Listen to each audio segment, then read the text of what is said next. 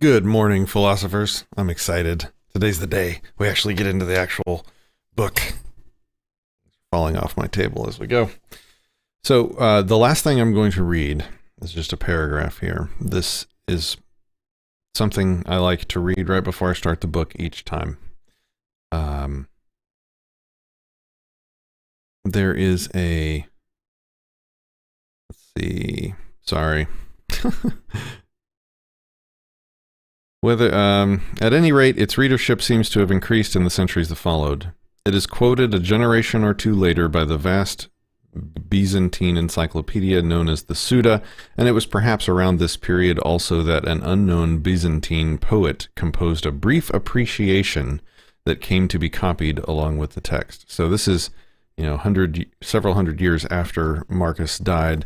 This poet wrote sort of an intro poem to sit at the beginning of Meditations, the book we're about to read. So reading this poem is a good way to start. On the Book of Marcus is the name of the short poem. If you desire to master pain, unroll this book and read with care, and in it find abundantly a knowledge of the things that are, those that have been, and those to come. And know as well that joy and grief are nothing more than empty smoke. So, with that said, we're going to skip the rest of the introduction because it's just historicity stuff. Book 1. Here we go. Meditations. Book 1. Debts and Lessons. This book is a list of people and notes about what he learned from each of those people. Number 1. My grandfather Verus. Character and self-control. Number 2. My father, from my own memories and his reputation. Integrity and manliness. Number 3. My mother. Her reverence for the divine, her generosity, her inability not only to do wrong, but even to conceive of doing it, and the simple way she lived, not in the least like the rich. Number 4. My great-grandfather. To avoid the public schools, to hire good private teachers, and to accept the resulting costs as money well spent. Hold on. Do we have a multi-thousand-year-old recommendation to stay out of public schools? Well, you heard it here first, folks. Literally. To avoid the public schools, to hire good private teachers, and to accept the resulting costs as money well spent. Oh, that's getting highlighted right now. Excuse me. We're going to take a moment and respect this wisdom. All right. Number 5. My first teacher. Not to support this side or that in chariot racing, this fighter or that in the games. To put up with discomfort and not make demands. To do my own work, mind my own business, and have no time for slanderers.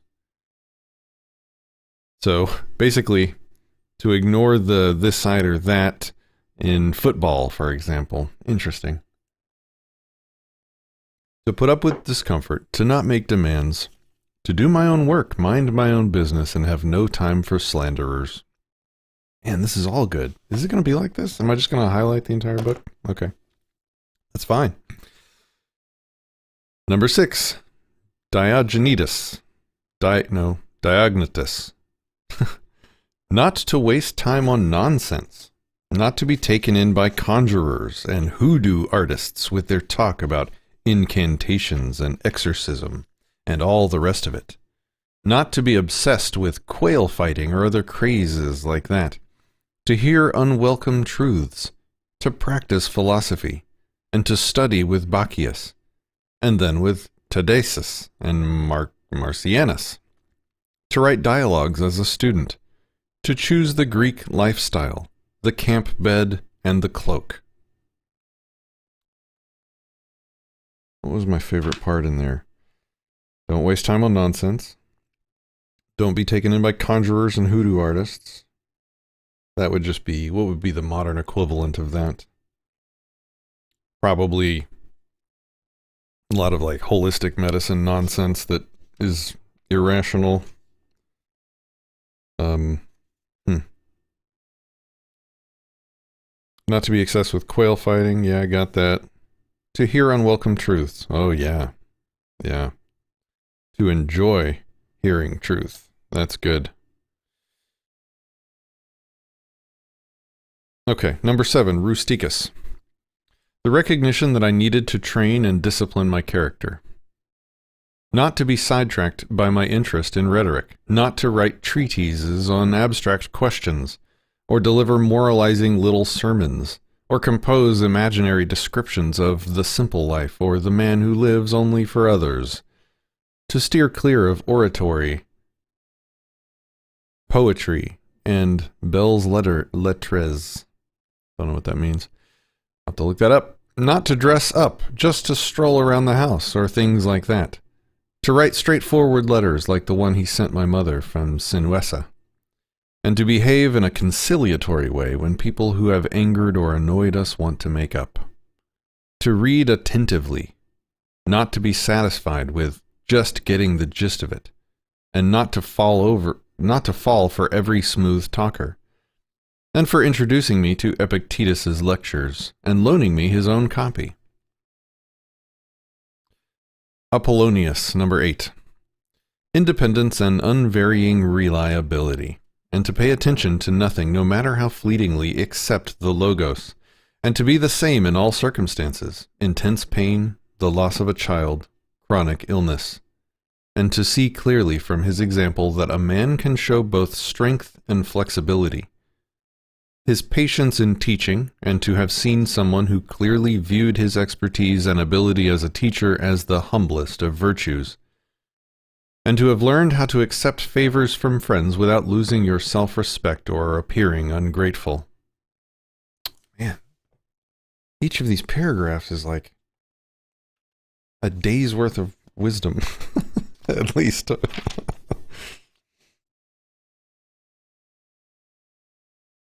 Be the same in all circumstances, intense pain, the loss of a child, chronic illness.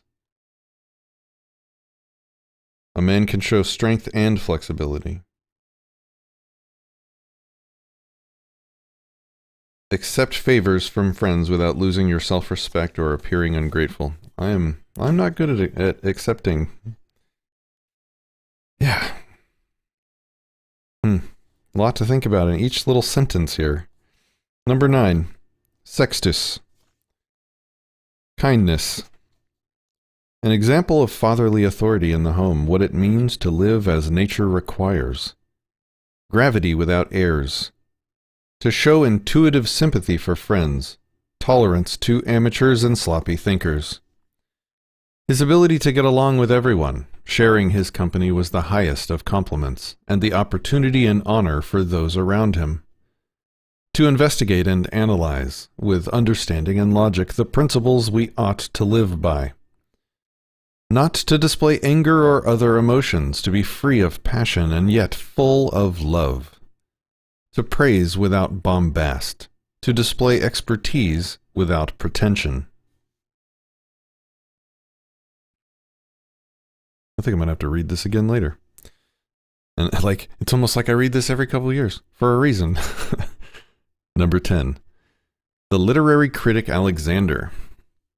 Not to be constantly correcting people, and in particular not to jump on them whenever they make an error of usage or grammatical mistake or mispronounce something, but just answer their question or add another example, or debate the issue itself, not their phrasing, or make some other contribution to the discussion and insert the right expression unobtrusively.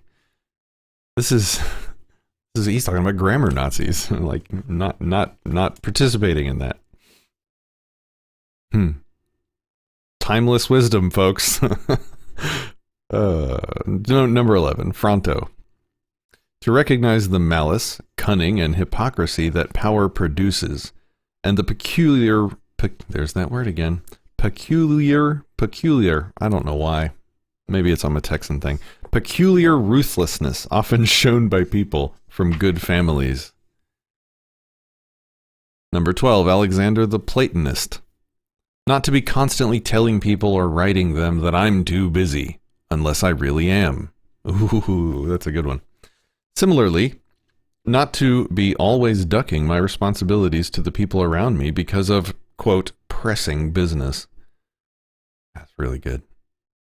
Number 13, Catullus? Not to shrug off a friend's resentment, even unjustified resentment, but to try to put things right. To show your teachers ungrudging respect, the Dominatus and Antheodotus story, and your children unfeigned love. Number 14, my brother Severus. To love my family, truth, and justice. It was through him that I encountered Thracia, Helvidius, Cato, Dion, and Brutus, and conceived of a society of equal laws governed by equality of status and of speech, and of rulers who respect the liberty of their subjects above all else. Contradiction. They're not subjects if they have liberty. But for his time, that was a pretty epic sentence to write, right?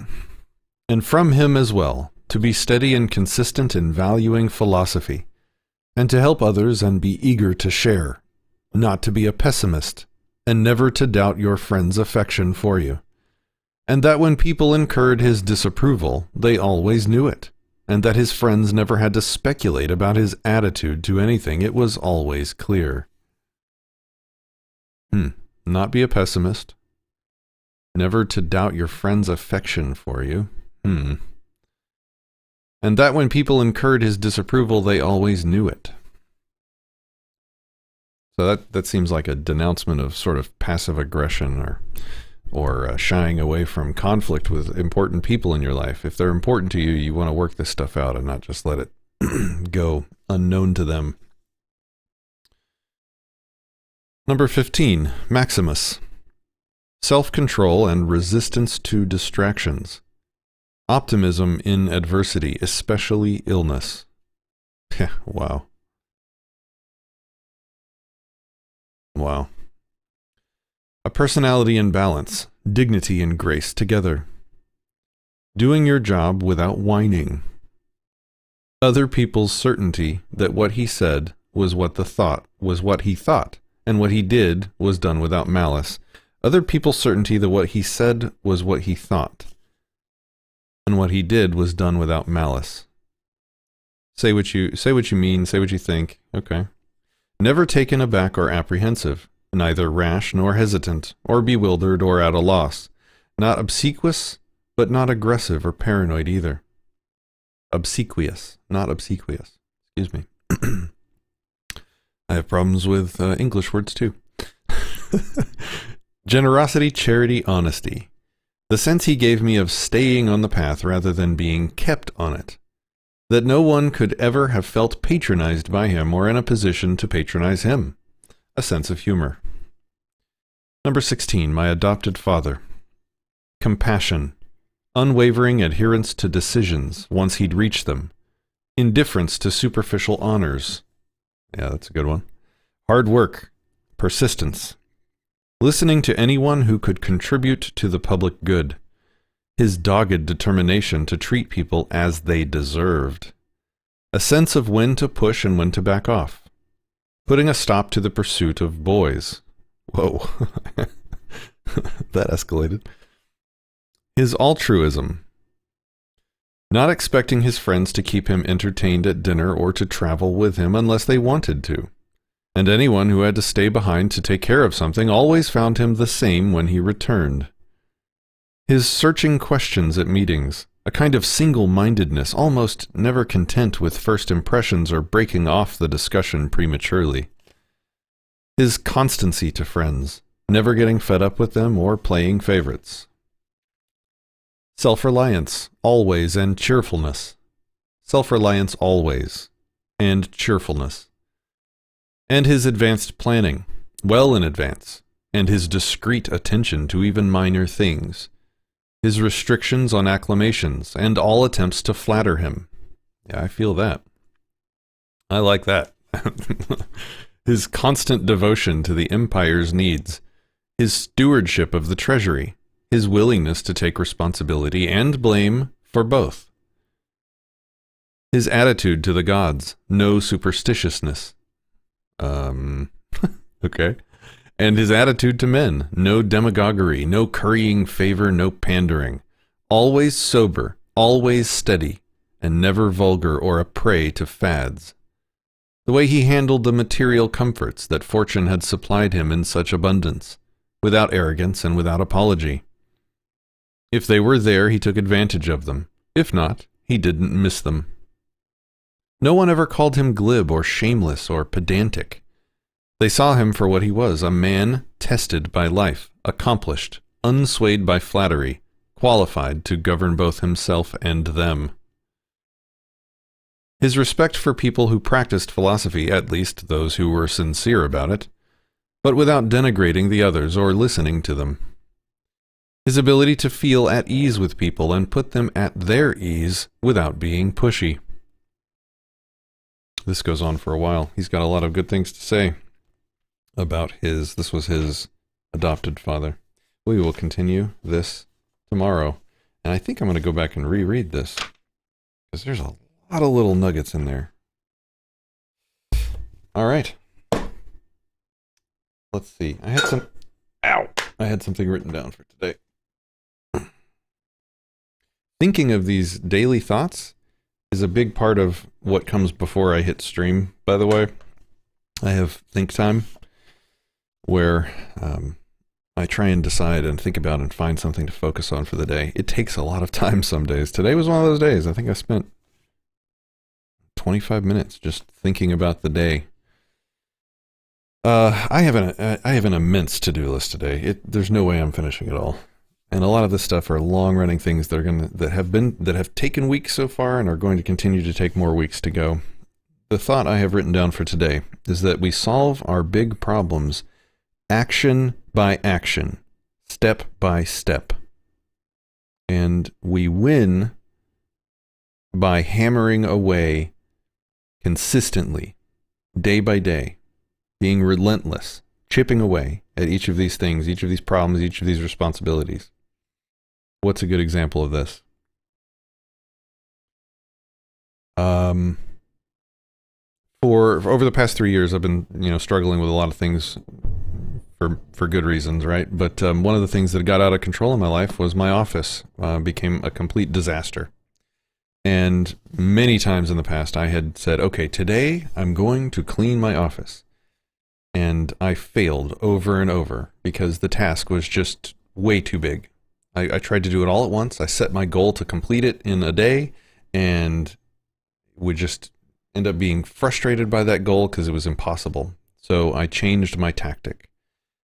I moved from a all-out assault of the problem to a slow-burning yet relentless